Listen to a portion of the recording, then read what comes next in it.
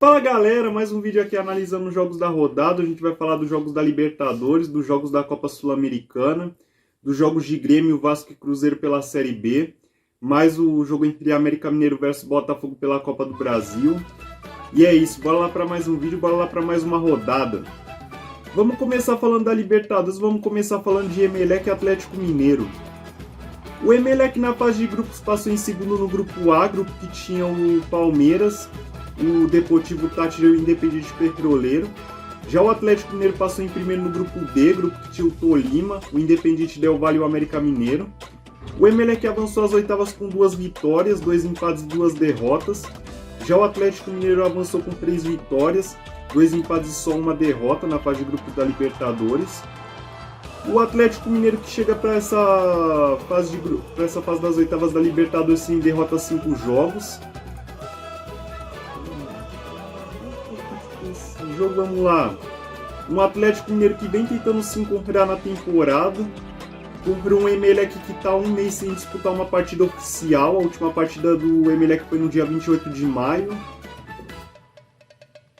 Eu acho que vai ser 1-1 esse primeiro jogo. Agora vamos falar de Corinthians e Boca Juniors. O Corinthians na fase de grupos da Libertadores passou em segundo no seu grupo, o Boca Juniors passou em primeiro, lembrando que os dois se enfrentaram na fase de grupos da Libertadores. O grupo que tinha também o Always Red e o Deportivo Cali. O Corinthians avançou com 3 empates, 2 vitórias e só uma derrota. Já o Boca Juniors avançou com 3 vitórias, 2 derrotas e um empate apenas. O Boca Juniors que tenta quebrar um tabu contra o Corinthians. O Boca Juniors nunca ganhou do Corinthians jogando no Brasil. O Corinthians que chega para esse jogo a 5 jogos sem derrota. Esse jogo, vamos lá. O Corinthians que para conseguir a vantagem vai ter que fazer uma partida impecável jogando na sua casa pela questão da volta assim na Bomboneira. Um Boca Juniors que, apesar de vir bem no futebol argentino, vem sendo cobrado por não ter boas atuações em jogos importantes. E é um time que tem que fazer levar pelo menos um empate para a Bomboneira. Eu acho que vai ser 1-0 para o Corinthians esse jogo. Agora vamos falar de Atlético Paranaense e Libertad. O Atlético Paranaense e o Libertad aqui nesse duelo das oitavas de final vão reeditar o duelo da fase de grupos. O Atlético Paranaense passou em segundo, o Libertad passou em primeiro. Os dois times fizeram uma campanha igual na fase de grupos, grupo que tinha também o The Strongest e o Caracas. Ambos tiveram 3 vitórias, 2 derrotas e um empate. O Libertad classificou em primeiro pela questão do saldo de gols. Os dois times que chegam para essa partida das oitavas de final numa sequência de jogos sem derrota. O Atlético Paranaense chega a 11 jogos sem derrota. Já o Libertad chega para essa partida a 7 jogos sem saber o que é uma derrota. Esse jogo, vamos lá. Dois times que chegam num grande momento para essas oitavas de final. Um Atlético Paranaense que chega num bom momento no futebol brasileiro. E o Libertad que chega num bom momento no futebol paraguaio. Um Atlético Paranaense que sabe que a sua chance de classificação depende muito do que vai acontecer no primeiro jogo. E tem que levar o resultado para a partida de volta no Paraguai. Eu acho que vai ser 1-0 para o Atlético Paranaense esse primeiro jogo. Agora vamos falar de Cerro Porteño e Palmeiras. O Cerro Porteño na fase de grupos classificou em segundo no grupo G. Já o Palmeiras classificou em primeiro no grupo A. O Cerro Porteño que classificou num grupo que tinha o Colón, o Olímpia e o Peñarol. Já o Palmeiras classificou em primeiro no grupo que tinha o Deportivo Táchira, o Emelec e o Independiente Petroleiro. O Cerro Porteño classificou com 2 vitórias, 2 empates e 2 derrotas. Mesma campanha do maior rival, o Olímpia, só que conseguiu a classificação pelo saldo de gols. Já o Palmeiras classificou com 6 vitórias em 6 jogos. O Cerro Porteño que tenta quebrar um tabu nesse jogo. O Cerro Porteño nunca venceu o Palmeiras jogando dentro do Paraguai. Esse jogo, vamos lá. O Cerro que tem toda uma pressão de quebrar esse tabu contra o Palmeiras pela questão da volta ser no Allianz Parque. Esse tabu jogando no Paraguai. Contra um Palmeiras que desde 2019 costuma ser um time perfeito jogando fora de casa na Libertadores. Eu acho que vai ser 1-1 esse primeiro jogo. Agora vamos falar de Tolima e Flamengo. O Tolima na fase de grupos ficou em segundo no grupo D. Já o Flamengo ficou em primeiro no grupo H. O Tolima classificou num grupo que tinha o Atlético Mineiro, o Independiente Del Valle e o América Mineiro. Já o Flamengo classificou em primeiro num grupo que tinha o Tajeres, a Universidade Católica e o Sport Cristal. O Tolima que chegou para essas oitavas de final da Libertadores com a campanha de 3 vitórias, 2 empates e só uma derrota. O Tolima inclusive teve o mesmo número de pontos e a mesma campanha do Atlético Mineiro, que foi o primeiro do grupo. O Tolima ficou em segundo pela questão do saldo de gols. Já o Flamengo chega para essas oitavas de final da Libertadores com 5 vitórias e apenas um empate na competição. Esse jogo, vamos lá. Um Tolima que atravessa um grande momento no futebol colombiano, vem sendo surpresa nessa Libertadores, contra um Flamengo que, apesar de ter feito uma grande campanha na fase de grupos da Libertadores, vem devendo boas atuações em jogos decisivos, e é um time que aos poucos está tentando se encontrar sob o comando do Dorival Júnior. Eu acho que vai ser 1-0 para o Flamengo esse primeiro jogo. Agora vamos falar de Fortaleza e Estudiantes. O Fortaleza na fase de grupos classificou em segundo no grupo F, já o Estudiantes classificou em primeiro no grupo C. O Fortaleza que classificou num grupo que tinha o River Plate, o Colo-Colo e o Aliança Lima. Já o Estudiantes classificou em primeiro num grupo que tinha o Vélez, o Nacional e o Bragantino. O Fortaleza que chegou para essas oitavas de final da Libertadores com a campanha de 3 vitórias, 2 derrotas e só um empate. Já o Estudiantes teve 4 vitórias, 1 empate e só uma derrota. Esse jogo, vamos lá. Um Fortaleza que vem sendo outra surpresa nessa Libertadores, contra o Estudiantes que foi um dos melhores times da fase de grupos. Um Fortaleza que não está atravessando um bom momento do Campeonato Brasileiro, contra um Estudiantes que atravessa um bom momento do Campeonato Argentino. Eu acho que vai ser 1-1 esse primeiro jogo.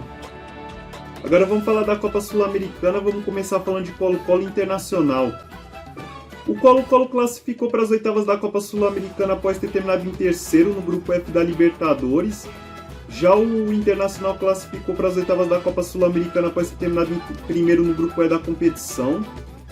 O Colo-Colo que na fase de grupos da Libertadores estava num grupo que tinha o River Plate, o Fortaleza e o Aliança Lima. Já o Internacional na fase de grupos da Copa Sul-Americana estava num grupo que tinha o Guarenha, o Independiente Medellín e o 9 de outubro.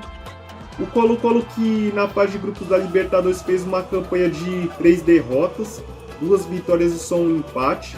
Já o Internacional na fase de grupos da Copa Sul-Americana teve uma campanha de 3 vitórias e 3 empates. Esse jogo, vamos lá. O Colo-Colo que tenta dar uma resposta após a eliminação na fase de grupos da Libertadores, tenta se encontrar no futebol chileno, contra o Internacional que atravessa um grande momento na temporada sob o comando do Mano Menezes e que vai ter o seu primeiro mata-mata sob o comando do Mano Menezes. Eu acho que vai ser 1-1 esse primeiro jogo. Agora vamos falar de The Strongest e Ceará. O The Strongest classificou para as oitavas da Copa Sul-Americana após terminar em terceiro no grupo B da Libertadores. Já o Ceará classificou para as oitavas da Copa Sul-Americana após ter terminado em primeiro no grupo G da competição. O The Strongest que na fase de grupos da Libertadores estava no grupo que tinha o Atlético Paranaense, o Libertad e o Caracas. Já o Ceará na fase de grupos da Copa Sul-Americana estava no grupo que tinha o Independiente, o General Pabadinho e o Deportivo Laguairá. O The Strongest que na fase de grupo da Libertadores fez uma campanha de 3 empates, 2 derrotas e só uma vitória. Já o Ceará, por sua vez, na fase de grupos da Copa Sul-Americana teve 6 vitórias em 6 jogos. O Ceará que tenta voltar a vencer depois de 5 jogos. Já o The Strongest tenta manter um tabu. O The Strongest não perde para times brasileiros na altitude desde 2013. Esse jogo, vamos lá. Um Ceará que tenta levar um bom resultado jogando na altitude, contra um The Strongest que aposta na força da altitude no primeiro jogo. Eu acho que vai ser 2-1 pro The Strongest esse primeiro jogo. Agora vamos falar de Deportivo Táchira e Santos. O Deportivo Táchira classificou para as oitavas da Copa Sul-Americana após ficar em terceiro no grupo A da Libertadores. Já o Santos classificou para as oitavas da Copa Sul-Americana após ficar em primeiro no grupo C. O Deportivo Táchira que na fase de grupos da Libertadores estava no grupo que tinha o Palmeiras, o Emelec e o Independiente Petroleiro. Já o Santos na fase de grupos da Copa Sul-Americana estava num grupo que tinha o União La Calera, o Banfield e a Universidade Católica de Quito. O Deportivo Táchira aqui na fase de grupos da Libertadores fez uma campanha de 3 derrotas, 2 vitórias e só um empate. Já o Santos na fase de grupos da Copa Sul-Americana fez uma campanha de 3 vitórias, 2 empates e só uma derrota. O Deportivo Táchira que tenta quebrar um tabu. O Deportivo Táchira não ganha de clubes brasileiros desde 2005. Esse jogo, vamos lá. Apesar do Santos não ser um time confiável fora de casa, pela fragilidade do Deportivo Táchira, eu acho que o Santos consegue sair com uma vantagem da Venezuela, 1-0 para o Santos. Agora vamos falar de Universidade Católica e São Paulo. A Universidade Católica classificou para as oitavas da Copa Sul-Americana após ficar em terceira no grupo H da Libertadores. Já o São Paulo classificou para as oitavas da Copa Sul-Americana após ficar em primeiro no grupo D. A Universidade Católica, que na fase de grupos da Libertadores estava num grupo que tinha o Flamengo, o Tajeres e o Sport Cristal. Já o São Paulo classificou na Copa Sul-Americana num grupo que tinha o Everton, o Jorge Wilstermann e o Ayacucho. A Universidade Católica, que na fase de grupos da Libertadores fez uma campanha de 4 derrotas, uma vitória e um empate. Já o São Paulo na fase de grupos da Copa Sul-Americana fez uma campanha de 5 vitórias e um empate. A Universidade Católica, que vem de 3 jogos sem derrota, tenta quebrar um tabu. A Universidade Católica não ganha de São Paulo desde 93. Meu palpite para esse jogo, vamos lá. Uma Universidade Católica que atravessa um bom momento no futebol chileno nos últimos jogos, contra um São Paulo que não costuma ser confiável fora de casa. Eu acho que vai ser 1-0 para o São Paulo esse primeiro jogo. Agora vamos falar de Olímpia e Atlético Goianiense. O Olímpia classificou para as oitavas da Copa Sul-Americana após terminar em terceiro no grupo G da Libertadores. Já o Atlético Goianiense classificou para as oitavas da Copa Sul-Americana após ficar em primeiro no grupo F da competição. O Olímpia, que na fase de grupos da Libertadores estava no grupo que tinha o Colón, o Peñarol e o Cerro Porteño. Já o Atlético Goianiense estava num grupo na Copa Sul-Americana que tinha a LDU, o Defensa e Justiça e o Antofagasta. O Olímpia, que na fase de grupos da Libertadores fez uma campanha de 2 vitórias, 2 empates e 2 derrotas, teve a mesma campanha do Cerro Porteño, que classificou nas oitavas da Libertadores, mas perdeu a classificação pela questão do saldo de gols. Já o Atlético Goianiense teve uma campanha de 4 vitórias, 1 empate e 1 derrota na Copa Sul-Americana, na fase de grupos. O Olímpia, que não perde a 5 jogos nessa temporada. Esse jogo, vamos lá. Um Atlético Goianiense que vem sendo a surpresa dessa Copa Sul-Americana, contra um Olímpia que, apesar da eliminação na fase de grupos da Libertadores, vem indo um bom momento nos últimos jogos e tenta usar isso como uma arma para conseguir sua vantagem no primeiro jogo. Eu acho que vai ser 1-0 para o Olímpia. Agora vamos para o brasileiro da Série B, vamos começar falando de Grêmio e Londrina. O Grêmio, no seu último jogo na Série B, empatou com o CSA. Já o Londrina, por sua vez, ganhou do Guarani. O Grêmio, que tenta uma vitória para se manter no G4 da Série B. Já o Londrina tenta uma vitória para reduzir a diferença com relação ao Grêmio no G4 da Série B. O Grêmio, que não perde 9 partidas nessa temporada. Esse jogo, vamos lá. Um Grêmio que, se quiser se manter no G4, não pode se dar o luxo de desperdiçar pontos jogando na arena. O Londrina, que sabe que se precisa manter vivo o seu sonho pelo acesso, precisa conseguir pontos nesse jogo. Eu acho que vai ser 2-1 pro Grêmio esse jogo. Agora vamos falar de Cruzeiro e Sport. O Cruzeiro, no seu último jogo na Série B, ganhou da Ponte Preta. Já o Sport, por sua vez, no seu último jogo na Série B, empatou com o Brusque. O Cruzeiro, que teve o seu jogo adiado na última rodada contra o Ituano. O Cruzeiro, que tenta uma vitória para se manter na liderança da Série B. Já o Sport tenta uma vitória para entrar no G4. O Cruzeiro, que ainda não perdeu em casa nessa Série B. Já o Sport tenta voltar a vencer depois de 4 jogos, tenta quebrar um tabu. O Sport não ganha do Cruzeiro desde 2016. Esse jogo, vamos lá. Um Cruzeiro que tenta confirmar sua boa fase nessa Série B.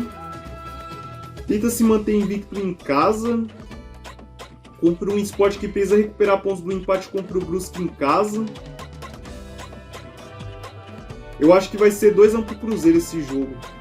Agora vamos falar de Novo Horizontino e Vasco. O Novo Horizontino na última rodada da Série B ganhou do Bahia. Já o Vasco, por sua vez, na última rodada da Série B ganhou do Operário. O Novo Horizontino que tenta uma vitória para se distanciar da zona de rebaixamento. Já o Vasco tenta uma vitória para aumentar ainda mais sua vantagem com relação ao G4 da Série B. E tenta uma vitória para, quem sabe, assumir a liderança da competição. O Vasco que, contando a Série A, Série B, Série C e Série D, é o único invicto, contando as 4 divisões do futebol brasileiro. Esse jogo, vamos lá. Um Novo Horizontino que vem confiança após ter voltado a ganhar na última rodada contra o Bahia na Fonte Nova. Contra um Vasco que tenta aproveitar sua boa fase nesse início de Série B para, quem sabe, assumir a liderança da competição. Eu acho que nesse jogo cai a invencibilidade do Vasco na Série B, 1-0 para o Novo Horizontino. Agora vamos falar da Copa do Brasil, vamos falar de América Mineiro e Botafogo. O América Mineiro na terceira fase da Copa do Brasil eliminou o CSA.